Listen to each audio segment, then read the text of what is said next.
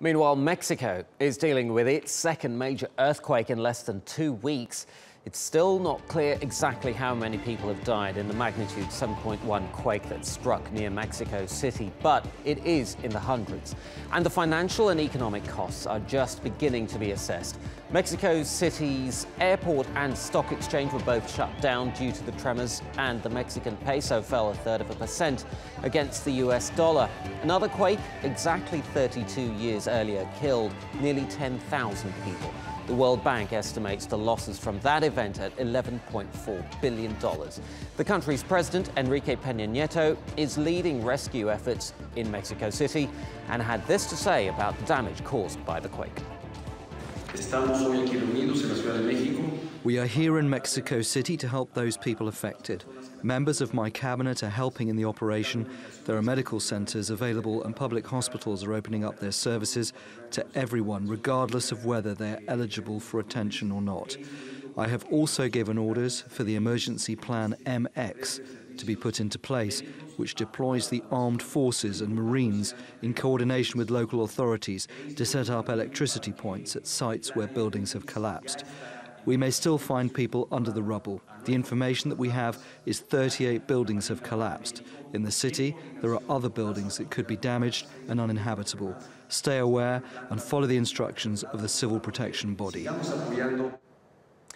Let's get more on this now from our editor-at-large, Craig Copetas in Paris. Craig, great to have you again on the show. Is it too early to start putting estimates as to dollar estimates as to the damage caused by these hurricanes in the Caribbean, or can we reach an approximate ballpark? Well, you can reach an approximate ballpark. Let's start with two baselines. Baseline number one, Warren Buffett, the investment guru, is on the record as saying that natural disasters have a greater economic impact than terrorism. So that gives you an idea of the size. Now let's talk the monetary scope.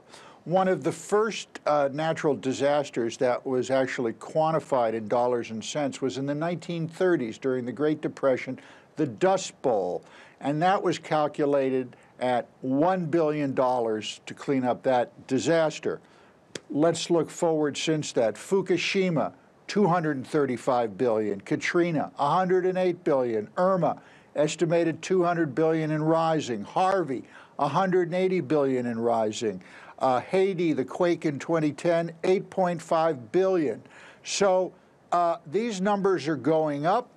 The National Weather Service about an hour ago said that they have run out of adjectives to describe the power, intensity, and fury of Hurricane Maria. So we're probably looking here with Mexico City and what's happening in Puerto Rico and the other Caribbean islands. This could go above $500 billion. Wow. Let's focus on Puerto Rico for a second. As we've been saying, it's bankrupt. How has that played into its ability to deal with this disaster?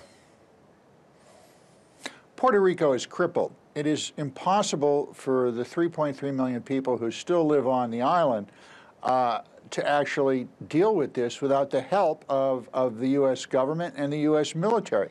As Mobin said, they're $120 billion in debt. They've just been hit with the worst hurricane in 80 years. If the cost of Katrina, for instance, was $108 billion just on a city, we can look at the costs hitting Puerto Rico now. If you're going to rebuild all the infrastructure, not including the debt that's owed, it could probably rise above $200 billion. And I just don't know where the money would come from. Yeah, that is the big question, isn't it? We are just hearing that most of Puerto Rico is now without power as well. Let's turn to Mexico and that enormous earthquake over there.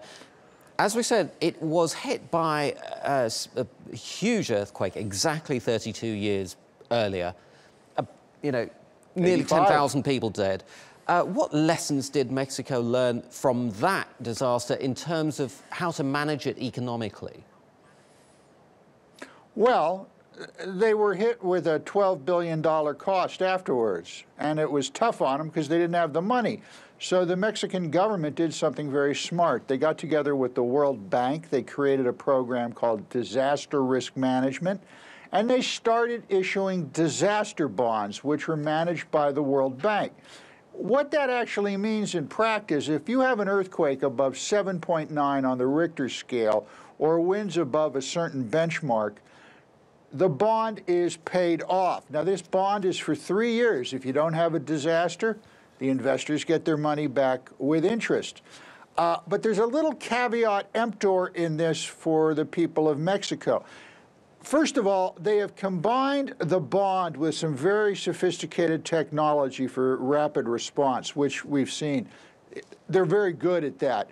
But the bond itself only has about $300 million in it. So that's really not enough. It's a drop in the bucket for what the cost is going to be, but it is something.